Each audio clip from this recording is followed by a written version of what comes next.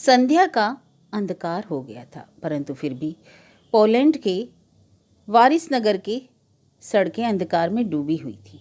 वायुयानों के आक्रमण के भय से सारा नगर अंधकार में डूबा हुआ था। केवल घरों के भीतर ही आलोक दिखाई पड़ता था। ऐसे ही समय में वारसा का एक छोटा सा परिवार बड़ी ही चिंतित दशा में बैठा हुआ था। इस परिवार में एक प्रौढ़ व्यक्ति जिसका नाम स्केव था, उसकी पत्नी मैरियुका और एक 18 वर्षीय कन्या पौला तथा एक 14 वर्षीय पुत्र जैकब था। कुछ देर तक तो नीरवता छाई रही। सहसा स्केव एक दीर्घ निश्वास छोड़कर बोला, मेरी समझ में तो तुम बच्चों को लेकर अपने पिता के पास चली जाओ। मैं अस्पताल में चला जाऊंगा, यहाँ रहने में खतरा है। मैरियुका बोली, नहीं स्केव, मुझसे यह ना होगा, हम दोनों साथ ही मरेंगे। पौला और जैकब को चाहो तो भेज दो। पौला मुंह फुलाकर बोली, मैं नहीं जाऊंगी। जैकब को भेज दो, मैं तो यहाँ अस्पताल में काम करती हूँ। घायलों की सेवा छोड़कर मैं चली जाऊं, ऐसा हो सकता है? मैं अकेले कहीं नहीं जाऊंगा, तू यहाँ रहे और मैं चला जाऊं, अच्छा है कहीं? जैकब ने भी पौला से कहा।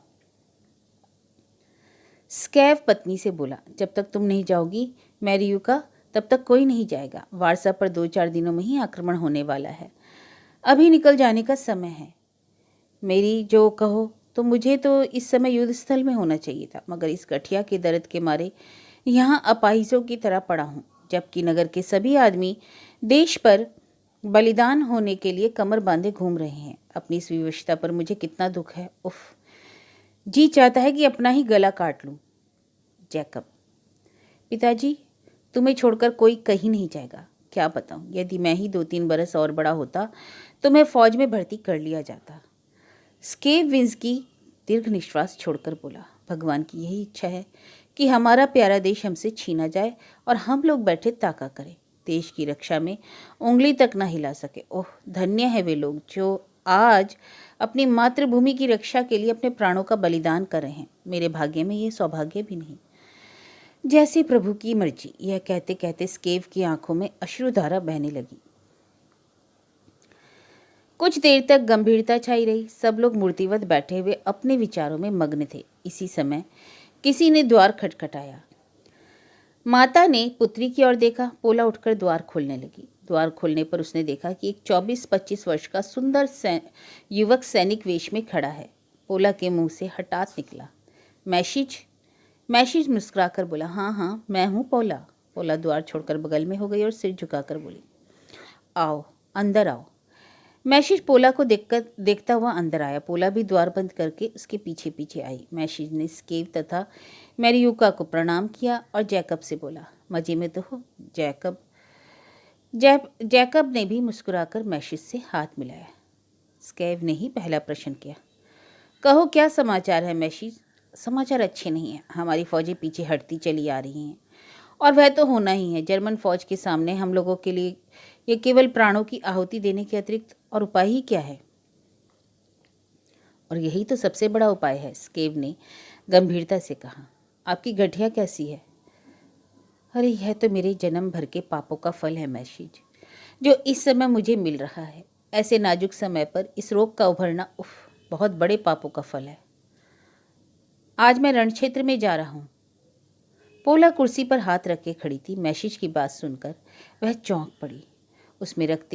उसके रक्तिम कपोलों का रंग फीका पड़ गया। मैरियुका भी चौंकी। उसने पूछा, आज ही? हाँ, आज ही, 2 घंटे बाद। हमें 2 घंटे की छुट्टी मिली है, उसके बाद हमारी टुकड़ी रवाना हो जाएगी। मैंने सोचा आप लोगों से भी मिल लूँ, क्योंकि जीवित लौटने की आशा तो बहुत ही कम है। यह कहकर मैशिज हंस पड़ा और हंसते हुए एक खाली कुर्सी पर बैठ गया। जो मातृभूमि की रक्षा में अपने प्राण देंगे वही तो देश के सच्चे सपूत हैं। हमारे जैसे लोग तो कपूत हैं, ना कुछ सेवा ही कर सके और अंत में देश को पराधीन होते देखेंगे। मैशिज, तुम मेरा खात्मा करके जाओ, तुम्हें बड़ा पुण्य होगा, स्केव ने विषादपूर्ण स्वर में कहा।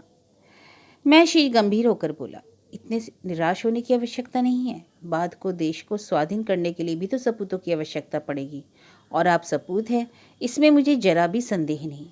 कम से कम आज इस समय हमारे साथ भोजन तो कर लो, मैरियुका ने कहा। हाँ हाँ, इसमें क्या हर्ज है। मैरियुका उठी और पोला से बोली, चलो बेटी खाने का बंदोबस्त करें, और दोनों चली गई। 1 घंटे पश्चात मैशिज बीता हो रहा था। पोला भी कपड़े पहनकर तैयार थी। उसे देखकर मैशिज ने पूछा, तुम कहाँ जा रही हो? अस्पताल, रात की ड्यूटी है। तब तो बड़ा अच्छा है, मैं तुम्हें अस्पताल पहुंचाकर चला जाऊंगा। सब ने अश्रुपूर्ण नेत्रों से मैशिज को विदा किया। जैकब बोला, आपको फील्ड पर जाते देखकर मुझे ईर्ष्या हो रही है। और उसके बाद पोला को अस्पताल में छोड़ करके मैशिज निकल गया। भगवान तुम्हारी रक्षा करे। पोला रुमाल से आंखें पोंछती हुई अस्पताल के अंदर चली गई। नर्सों के कमरे में जाकर उसने नर्स की पोशाक पहनी। तत्पश्चात घायलों के उस वार्ड में पहुंची जहां उसकी ड्यूटी थी। जिस नर्स के स्थान पर इसे काम करना था उसका नाम आना था। आना पोला को देखकर बोली, आज कुछ जल्दी ही आ गई। क्लॉक की ओर देखकर पोला बोली, हाँ, आधे घंटे पहले ही आ गई। घर में जी नहीं लग रहा था इसलिए चली आई। अच्छा, जरा इस 15 नंबर बिस्तरे के रोगी पर ध्यान रखना, सन्निपात में है, इसका बचना कठिन दिखाई पड़ता है। अच्छा, जाती हूँ। जाओ। आज मैशिज फ्रंट पर गया। आना रुक गई। उसके मुंह से निकला, ओह अच्छा, तभी। पोला एकदम रो पड़ी। आना ने उसके गले में बाहें डालकर कहा, ऐसा मत करो, मरीजों के सामने रोती हो, बुरी बात है। इतना कहकर वह पोला को बरामदे में ले आई। पोला आना के कंधे पर सिर रखकर कुछ देर तक रोती रही। आना ने एक सांत्वना देकर उसे शांत किया। पोला दांत पीसती हुई बोली, एक पागल आदमी के पागलपन की बदौलत आज हमारे प्यारे हमसे जबरदस्ती छुड़ाए जाकर मौत के कगार पर ढकेले जा रहे हैं, और जगत का स्वामी ईश्वर चुपचाप बैठा यह सब देख रहा है। कौन कहता है कि ईश्वर है? यह सब भ्रम है, सब धोखा है। ईश्वर कहीं नहीं, कोई नहीं। आना ने पोला के मुख पर हाथ रख दिया और कहा, चुप, ऐसी कुफ्र बातें नहीं कहनी चाहिए। बलवान का पागलपन सदैव भयानक होता है। ईश्वर है और अवश्य है। अत्याचारियों को वह अवश्य दंड देता है, परंतु उसके कानून में जबरदस्ती नहीं है। हाँ, दंड देता है जब हजारों निर्दोषों का सर्वनाश हो जाता है, तब दंड देता है। ये कैसा दंड? बिना पाप के दंड कैसे दिया जा सकता है पोला? जब पापी का घड़ा भर जाता है तभी तो पापी दंडनीय होता है। इसी समय भीतर से एक रोगी चिल्लाने लगा। आया बोली, वही 15 नंबर वाला होगा। दोनों दौड़कर अंदर गईं और दोनों ने उसे शांत किया। इसके पश्चात आना बोली, पोला, धैर्य रखो, सभी योद्धा नहीं मरते, बहुत तेरे बच भी जाते हैं। भगवान से प्रार्थना करो कि उन बचने वालों में मैशिज भी हो। अच्छा, मैं जाती हूँ। आना चली गई। पोला अन्य नर्सों से भी बातें करने लगी। 2 दिन के पश्चात दोपहर में पोला अपने परिवार के साथ बैठी बातें कर रही थी। इसी समय सहसा अलार्म बजने लगा। क्या बात है, कहकर पोला ने दौड़कर खिड़की खोली और बाहर की ओर झांकने लगी। इसी समय एक मोटर जिसमें लाउड स्पीकर लगा था उधर से निकली। लाउड स्पीकर की आवाज़ निकल रही थी, हवाई आक्रमण होशियार। सड़क पर लोग बेतहाशा इधर उधर भागे जा रहे थे। जिनके पास गैस मास्क थे वे जल्दी जल्दी उनको चढ़ाते हुए भाग रहे थे। पोला ने एक खिड़की बंद कर दी। स्केव ने शांतिपूर्वक कहा, मास्क लगा लो। वह दूसरे कमरे से 4 मास्क ले आई। चारों ने मास्क चढ़ा लिए। थोड़ी देर बाद वायुयान के भर्राटों के शब्द से आकाश गूंजने लगा। पोला बंद खिड़की के शीशों से बाहर का दृश्य देख रही थी। सहसा सड़क के दूसरे पार सामने वाली एक इमारत पर बम गिरा। इमारत का आधा भाग एक भयंकर धड़ाके के साथ उड़ गया और बचे हुए भाग में आग लग गई। हताहतों के चीत्कार से वायुमंडल भर गया। सड़क का आधा भाग ध्वंस इमारत के मलबे से भर गया। इसी समय फिर एक धड़ाका हुआ। पोला के बगल वाले मकान से दूसरा मकान भी धराशायी हो गया। इसमें से 2 स्त्रियां और 3-4 बच्चे चीत्कार करते हुए सड़क पर निकलकर भागने लगे। इसी समय उनके पास ही एक धड़ाका और सब चिथड़े चिथड़े। आना ने दोनों हाथों से मास्क के शीशे ढक लिए। स्केव, मैरियुका तथा जैकब श्वास रोके हुए मूर्तिवत बैठे थे। फिर एक धड़ाका। सड़क का एक और मकान भरभरा पड़ा। एक एम्बुलेंस घायलों को अस्पताल ले जाने के लिए दौड़ी चली आ रही थी। सहसा उस पर भी एक बम गिरा और पूरी गाड़ी उड़ गई और आदमियों की लाशें उड़ उड़कर इधर उधर जा गिरी। इसी समय दनादन तोपें चलने लगी। यह तोपें हवाई जहाज़ों को गिराने लगी। सहसा एक हवाई जहाज आकाश में उलट गया और उसमें से एक ज्वाला उत्पन्न हुई और जहाज जलता हुआ एक मकान की छत पर गिरा और उसका कुछ भाग नष्ट करता हुआ लुढ़क कर नीचे आ गिरा। उसकी आग से वह मकान भी जलने लगा। फिर एक धड़ाका और फिर थोड़ी दूर पर एक मकान उड़ गया। अब तो धड़ाकों से ही आकाश गूंजने लगा। उधर आकाश में बम गिर गिर कर सर्वनाश कर रहे थे। इधर तोपें चल रही थी। इन धड़ाकों से मनुष्य के चीत्कारों का क्षीण स्वर सुनाई दे रहा था। मकानों से निकल निकल कर आदमी, स्त्री, बच्चे सड़क पर भाग रहे थे। जिनके मास्क नहीं लगे थे वे थोड़ी दूर पर गैस के प्रभाव से बेहोश होकर गिर जाते थे। माताएं बच्चों को गोद में उठाकर भागती थी, परंतु थोड़ी ही दूर पर लड़खड़ाकर गिर जाती। इसी समय अस्पताल की 2 गाड़ियां आ गई। उनके रुकते ही आदमी उन पर चढ़ने का प्रयत्न करने लगे, परंतु गाड़ी पर बैठे हुए 2 सैनिकों ने उन्हें संगीनों के बल पर रोका। स्ट्रेचर निकाले गए और जल्दी जल्दी कुछ आहत उनमें डाल दिए गए। इतने रोके जाने पर भी कुछ स्त्रियों ने अपने बच्चों को उनमें डाल ही दिया। गाड़ियां चली गई। पोला खिड़की पर से हटाई और बोली, उफ, क्या प्रलय इससे भी अधिक भयानक हो सकता है। दिन ढल रहा था। हवाई आक्रमण समाप्त हो गया। सड़कों पर ध्वंस, मकानों के मलबे का ढेर था। कुछ मकान अब भी चल रहे थे। सड़क पर यत्र तत्र लाशें बिखरी हुई थी। घायल सब अस्पताल पहुंचा दिए गए। इसी समय सहसा पड़ापड़ मशीन गनों की फायरिंग सुनाई पड़ी। पोला ने दौड़कर खिड़की खोली और बाहर गर्दन निकाल कर देखा। 1.5 फलांग की दूरी पर 4 आर्मी कार बराबर बराबर चली आ रही थी। उनके पीछे जर्मनी की सेना आ रही थी। पोला बोली, जर्मन आ गए तो बंदूकें उठाओ, स्केव ने कहा। स्केव, क्या बंदूकें चलाओगे? यह तो आत्महत्या होगी, मेरियुका ने कहा। तो क्या तुम चाहती हो कि हम लोग जर्मनों के गुलाम बनकर रहें? कभी नहीं स्केव, गुलाम बनकर रहने की अपेक्षा लड़कर मर जाना अच्छा है।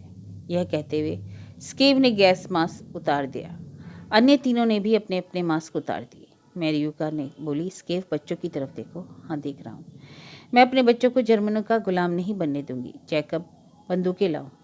जैकब दूसरे कमरे में गया और 3 बंदूकें ले आया। इसी समय बाहर सड़क पर पोलो की सेना की एक टुकड़ी जर्मनी की तरफ आती हुई दिखाई दी। स्केव के मकान के सामने थोड़ी दूर पर रुक गई। सैनिकों ने 4 मशीन गनें कंधों से उतारकर सड़क पर जमाई और पड़ापड़ फायर करने लगे।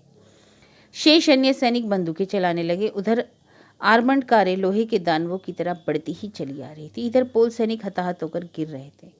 जब थोड़े आदमी रह गए तो वे भागे, परंतु एक सैनिक बराबर डटा हुआ मशीन गन चलाता रहा और अंत में उसे गोली लगी। वह भी अपनी मशीन गन के पास ही लुढ़क गया।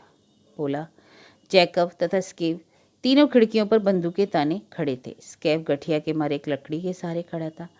कुछ देर में आर्मर्ड कार लाशों को रौंदती हुई आगे निकल गई। जब जर्मन सैनिक खिड़कियों के सामने आए तो 3 फायर एक साथ हुए। 3 जर्मन सैनिक चक्कर खाकर जा गिरे।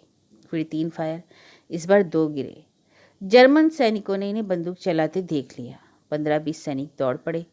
मकान का द्वार बंद था, परंतु उन्होंने बंदूकों के कुंदों से द्वार तोड़ डाला और भीतर घुसाए। आते ही एक ने स्केव की छाती में संगीन घुसेड़ दी। एक ने पिस्तौल से जेकब को खत्म कर दिया। एक सैनिक पोला को देखकर बोला, ओह, यह लड़की तो बहुत खूबसूरत है। यह कहकर उसने पोला का हाथ पकड़ा और घसीटने लगा। मेरियुका छुड़ाने दौड़ी, मगर एक ने संगीन से उसे भी समाप्त कर दिया। सैनिक पोला को घसीटकर भीतर दूसरे कमरे में ले जाने लगा। पोला चिल्लाई, मुझे मार दो, पर मेरी इज्जत ना बिगाड़ो। सैनिकों ने कहकहा लगाया और जो सैनिक पोला को घसीट रहा था उस बोला, देखना कहीं से के फ्रेम में न फंस जाना, इसने भी गोलियां चलाई हैं। इसी समय एक जर्मन सैनिक हटो हटो कहता हुआ पीछे से आगे आया। उसने आते ही उस जर्मन को जो पोला को घसीट कर ले जा रहा था पिस्तौल से समाप्त कर दिया। पोला उस सैनिक की सूरत देखकर ही बोली, मैशिश तुम? मैशिश बोला, हाँ मैंने एक मुर्दा जर्मन की वर्दी उतार कर पहनी, तब तुम तक पहुंच सका। जर्मन सैनिक एक जर्मनी को जर्मन पर ही आक्रमण करते देख हदबुद्धि से खड़े थे। मैशिश की बात सुनकर चिल्ला उठे, अरे यह तो पोल है। फिर क्या था? एकदम 4 पिस्तौलें छूटी। पोला तथा मैशिश दोनों एक दूसरे से लिपटे ही गिरकर समाप्त हो गए। बलवान के सामने यही तो निर्बल की विजय थी।